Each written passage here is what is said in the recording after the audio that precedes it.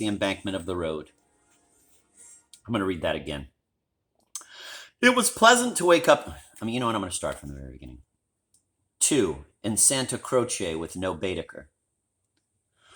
It was pleasant to wake up in Florence, to open the eyes upon a bright, bare room with a floor of red tiles which look clean though they are not, with a painted ceiling whereon pink griffins and blue amorini sport in a forest of yellow violins and bassoons. It was pleasant, too, to fling wide the windows, pinching the fingers in unfamiliar fastenings, to lean out into the sunshine with beautiful hills and trees and marble churches opposite, and close below, the Arno, gurgling against the embankment of the road.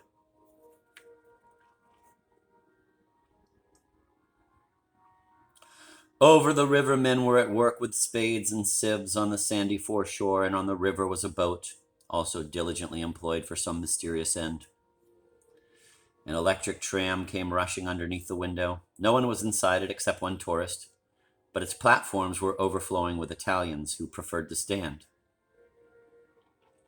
Children tried to hang on behind, and the conductor, with no malice, spat in their faces to make them let go. Then soldiers appeared, good-looking, undersized men, wearing each a knapsack covered with mangy fur, and a greatcoat which had been cut for some larger soldier. Beside them walked officers looking foolish and fierce, and before them went little boys turning somersaults in time with the band. The tramcar became entangled in their ranks and moved on painfully, like a caterpillar in a swarm of ants. One of the little boys fell down, and some white bullocks came out of an archway. Indeed, if it had not been for the good advice of an old man who was selling button hooks, the road might never have got clear.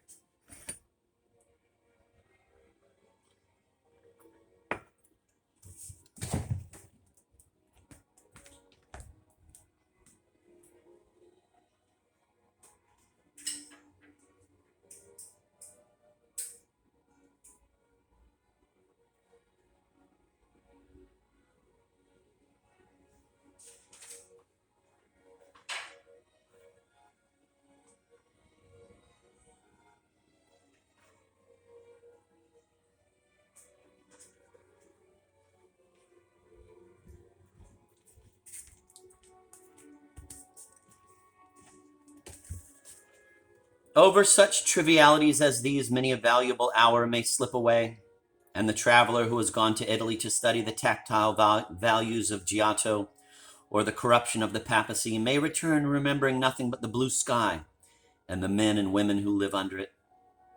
So it was as well that Miss Bartlett should tap and come in, and having commented on Lucy's leaving the door unlocked, and on her leaning out of the window before she was fully dressed, should urge her to hasten herself, or the best of the day would be gone. By the time Lucy was ready, her cousin had done her breakfast and was listening to the clever lady among the crumbs.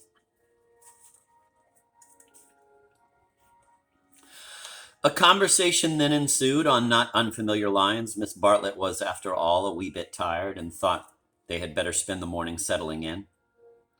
Unless Lucy would at all like to go out. Lucy would rather like to go out, as it was her first day in Florence, but of course she could go alone. Miss Bartlett could not allow this. Of course she would accompany Lucy everywhere. Oh, certainly not. Lucy would stop with her cousin. Oh, no, that would never do. Oh, yes. At this point, the clever lady broke in. If it is Mrs. Grundy who is troubling you, I do assure you that you can neglect the good person. Being English, Miss Honeychurch will be perfectly safe. Italians understand. A dear friend of mine, Contessa Baroncelli, has 2 daughters, and when she cannot send a maid to school with them, she lets them go in sailor hats instead. Everyone takes them for English, you see, especially if their hair is strained tightly behind. Miss Bartlett was unconvinced by the safety of Contessa Baroncelli's daughters. She was determined to take Lucy herself, her head not being so very bad. The clever lady then said that she was going to spend a long morning in Santa Croce, and if Lucy would come too, she would be delighted. I will take you by a dear, dirty back way, Miss Honeychurch, and if you bring me luck, we shall have an adventure.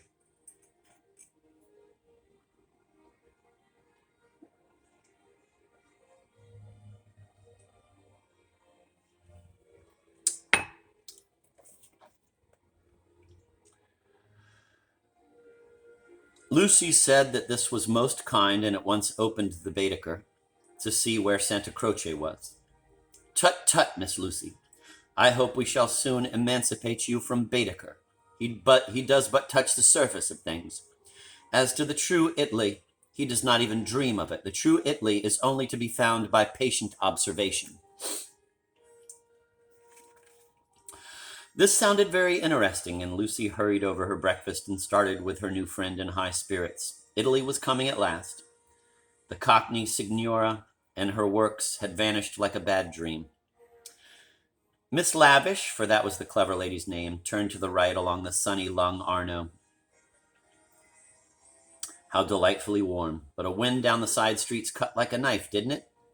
Ponte Algrazi, particularly interesting, mentioned by Dante. San Miniato, beautiful as well as interesting. The crucifix that kissed a murderer. Miss Honeychurch would remember the story. The men on the river were fishing. Untrue, but then so is most information. Then Miss Lavish darted under the archway of the White Bullocks, and she stopped and she cried, "A smell! A true Florentine smell! Every city, let me teach you, has its own smell." "Is it a very nice smell?" said Lucy, who had inherited from her mother a distaste to dirt. "One doesn't come to Italy for niceness," was the retort. "One comes for life. Buongiorno, buongiorno," bowing right and left. "Look at that adorable wine cart. How the driver stares at us. Dear, simple soul."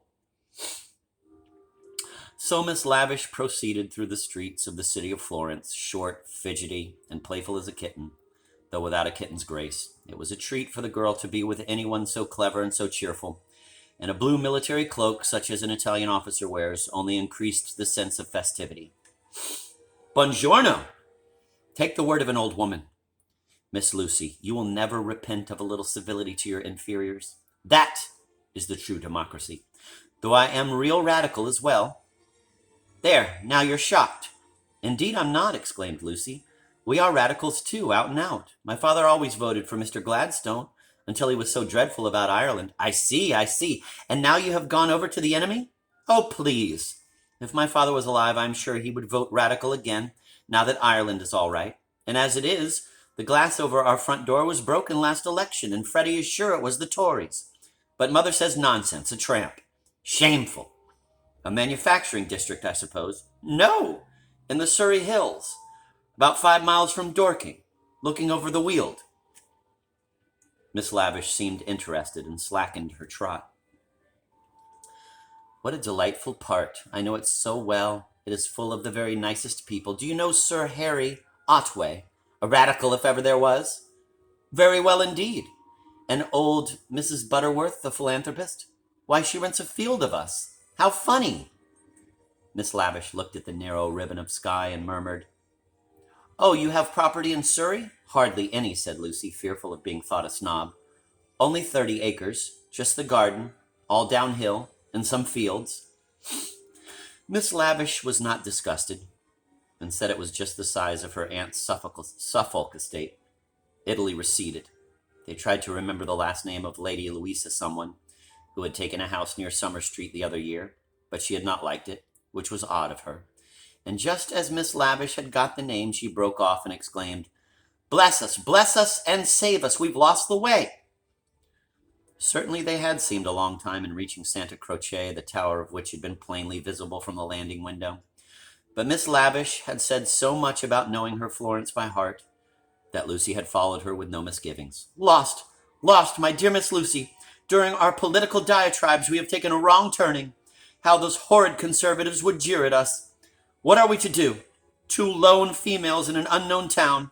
Now, this is what I call an adventure." Lucy, who wanted to see Santa Croce, suggested as a possible solution that they should ask the way there. "Oh, but that is the word of a craven. And no, you are not to look at your Baedeker. Give it to me. I shan't let you carry it. We will simply drift."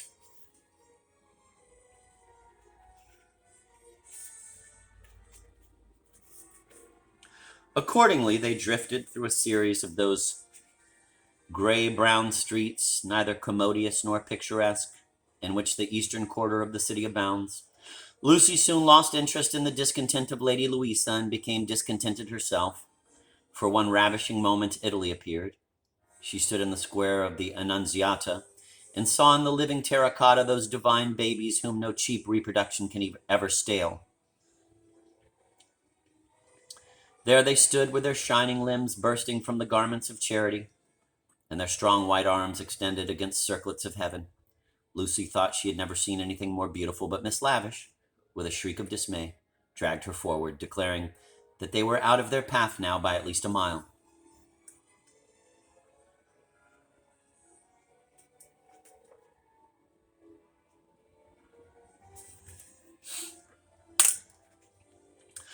The hour was approaching at which the continental breakfast begins, or rather ceases to tell, and the ladies bought some hot chestnut paste out of a little shop because it looked so typical.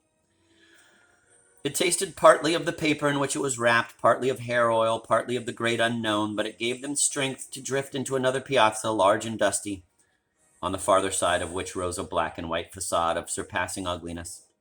Miss Lavish spoke to it dramatically. It was Santa Croce. The adventure was over. "Stop a minute. Let those two people go on, or I shall have to speak to them. I do detest conventional intercourse. Nasty! They are going into the church, too. Oh, the British are abroad."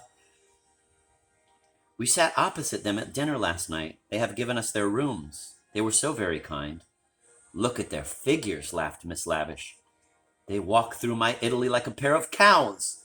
It's very naughty of me, but I would like to set an examination paper at Dover and turn back every tourist who couldn't pass it." "What would you ask us?" Miss Lavish laid her hand pleasantly on Lucy's arm as if to suggest that she, at all events, would get full marks. In this exalted mood, they reached the steps of the great church and were about to enter it when Miss Lavish stopped, squeaked, flung up her arms, and cried, "There goes my local color box. I must have a word with him." And in a moment she was away over the piazza, her military cloak flapping in the wind, nor did she slacken speed till she caught up an old man with white whiskers and nipped him playfully upon the arm. Lucy waited for nearly 10 minutes, then she began to get tired. The beggars worried her, the dust blew in her eyes, and she remembered that a young girl ought not to loiter in public places. She descended slowly into the piazza with the intention of rejoining Miss Lavish, who was really almost too original. But at that moment, Miss Lavish and her local color box moved also and disappeared down a side street, both gesticulating largely. Tears of indignation came to Lucy's eyes, partly because Miss Lavish had jilted her, partly because she had taken her Baedeker. How could she find her way home? How could she find her way about in Santa Croce? Her first morning was ruined, and she might never be in Florence again. A few minutes ago, she had been all high spirits, talking as a woman of culture and half persuading herself that she was full of originality. Now she entered the church depressed and humiliated, not even able to remember whether it was built by the Franciscans or the Dominicans. Of course, it must be a wonderful building, but how like a barn, and how very cold. Of course, it contained frescoes by Giotto, in the presence of whose tactile values she was capable of feeling what was proper. But who was to tell her which they were? She walked about disdainfully, unwilling to be enthusiastic over monuments of uncertain authorship or date. There was no one even to tell her which, of all the sepulchral slabs that paved the nave and transepts, was the one that was really beautiful, the one that had been most praised by Mr. Ruskin.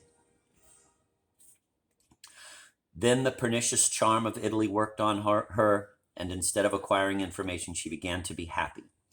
She puzzled out the Italian notices, the notices that forbade people to introduce dogs into the church, the notice that prayed people, in the interest of health and out of respect to the sacred edifice in which they found themselves, not to spit.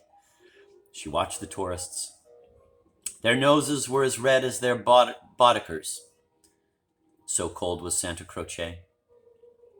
She beheld the horrible fate that overtook three papists,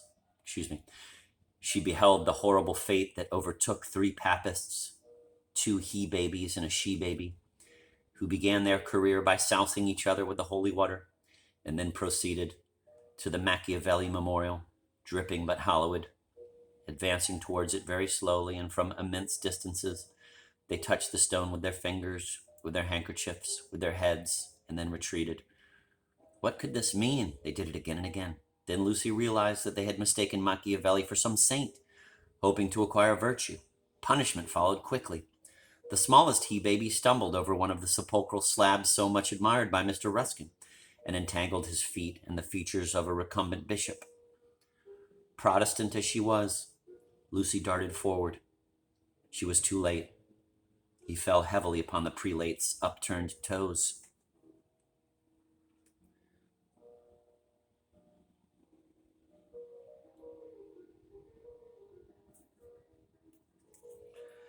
"Hateful bishop!" exclaimed the voice of old Mr. Emerson, who had darted forward also. "Hard in life, hard in death. Go out into the sunshine, little boy, and kiss your hand to the sun. For that is where you ought to be. Intolerable bishop!" The child screamed frantically at these words and at these dreadful people who picked him up, dusted him, rubbed his bruises, and told him not to be superstitious. "Look at him," said Mr. Emerson to Lucy. "Here's a mess. A baby hurt, cold, and frightened. But what else can you expect from a church?" The child's legs had become as melting wax. Each time that old Mr. Emerson and Lucy set it erect, it collapsed with a roar. Fortunately, an Italian lady, who ought to have been saying her prayers, came to the rescue. By some mysterious virtue which mothers alone possess, she stiffened the little boy's backbone and imparted strength to his knees. He stood. Still gibbering with agitation, he walked away. "You are a clever woman," said Mr. Emerson. "You have done more than all the relics in the world. I am not of your creed, but I do believe in those who make their fellow creatures happy. There is no scheme of the universe." He paused for a phrase. "Niente," said the Italian lady, and returned to her prayers. "I'm not sure she understands English," suggested Lucy. In her chastened mood, she no longer despised the Emersons. She was determined to be gracious to them, beautiful rather than delicate, and, if possible, to erase Miss Bartlett's civility by some gracious reference to the pleasant rooms. "That woman understands everything," was Mr. Emerson's reply. "But what are you doing here? Are you doing the church? Are you through with the church?" "No," cried Lucy, remembering her grievance.